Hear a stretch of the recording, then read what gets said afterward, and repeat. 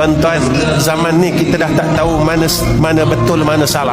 Yang salah orang kata betul zaman sekarang, tuan-tuan. Yang betul orang kata salah zaman ni. Zaman ni, tuan-tuan. Dan orang dah tak tahu apa nak buat. Zaman inilah kalau kita lihat apa yang Nabi sebut tentang hadis fitan, malu itu diangkat oleh Allah. Tuan-tuan tengok di media masa apa yang berlaku. Apa yang berlaku kepada masyarakat Islam sekarang.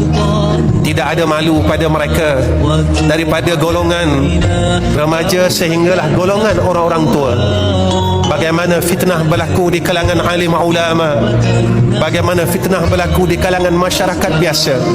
Zaman inilah zaman yang Nabi kata penuh dengan fitnah itu sendiri. Hatta untuk kita beramal dengan agama ini penuh dengan ujian.